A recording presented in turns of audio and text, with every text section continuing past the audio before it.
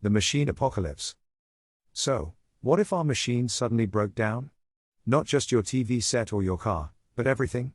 It wouldn't exactly kill us on the spot, but we can agree on one thing: it would be pretty apocalyptic.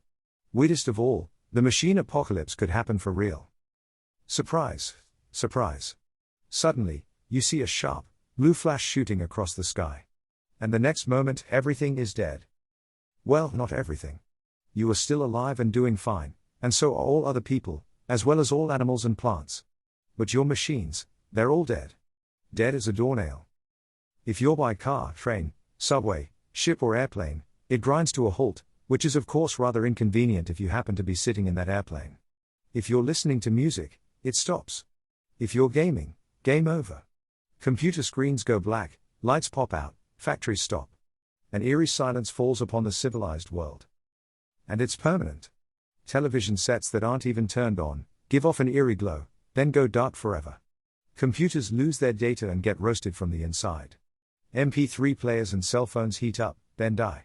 Telephone lines melt, power stations give off a fountain of sparkles and then fall silent forever.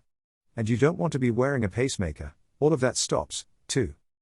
Now isn't that lovely? There you are, in your civilized world. Suddenly, you're stumbling about in the dark. The only way to get somewhere is on foot. Basic stuff like clocks, fridges, boilers, washing machines and lights will never work again.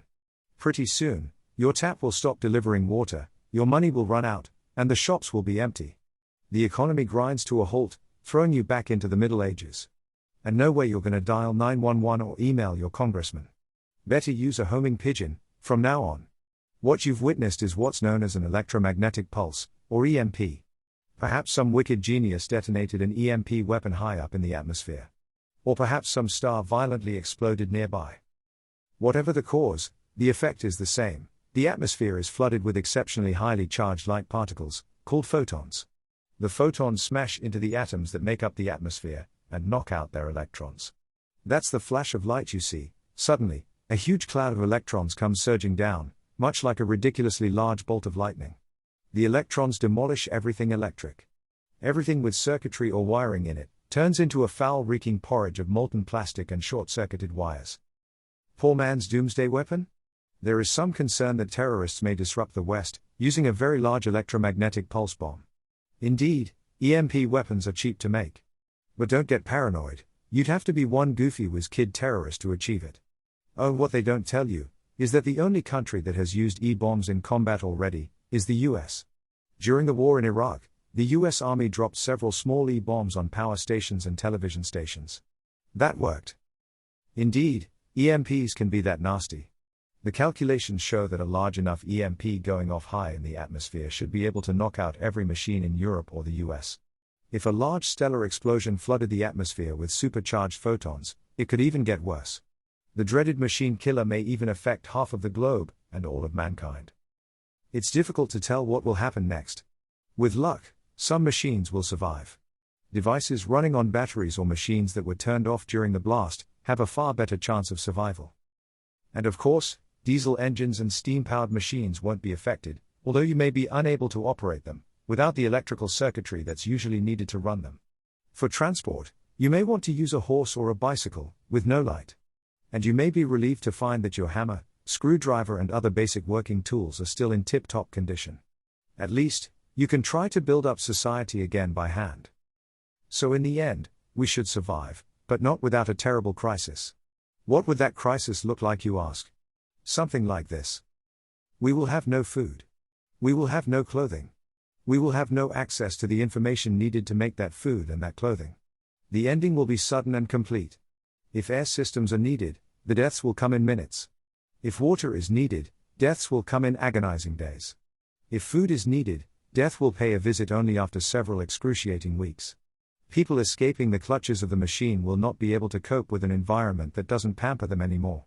They will die clutching the remotes that used to make the machine do what they wanted and needed. They will die hungry, thirsty, filthy and cold. We don't really know how big the danger is. We've only had electric wiring for a mere 150 years, a tiny fraction of the planet's history. No one knows how many times the Earth has been hit by immense EMPs from outer space already. And come to think of it, it gets worse. A large EMP isn't the only thing that is capable of shutting down our machines. Perhaps, a simple technical failure can do the trick, too. That's less silly than it sounds. We live in an ever more connected world, with ever more connected machines. This makes us vulnerable to power failures, computer bugs, system malfunctions, stuff like that. Take the infamous Northeast blackout of 2003. No less than 50 million people in the US and Canada found themselves without electricity. And the cause? For crying out loud, it was a humble tree that gently touched some power lines in Canada. Now that's encouraging. If something as simple as a tree can put 50 million people in the dark. Or consider the Millennium Bug. No one will ever know what would have happened if computer experts hadn't taken precautions. But the forecasts were bad. On the 1st of January 2000, computer systems would go berserk. Bank accounts would empty themselves, databases be lost, power stations would fail, nuclear missiles would decide to launch themselves. Gladly, all of this didn't happen. But what if someone released a computer virus which, say, told our computers it's the year 3000? As one viewer puts it, that automation is coming, and coming fast. Home automation is here already and will improve by leaps and bounds quickly. Internet-connected everything's is being sold everywhere. We're even taking steps into fully automated factories and fully automated transportation systems. You really don't want to know how planes are guided these days, and sometime within the next century the turning point will come. We will become so dependent upon the machine that its absence will kill us.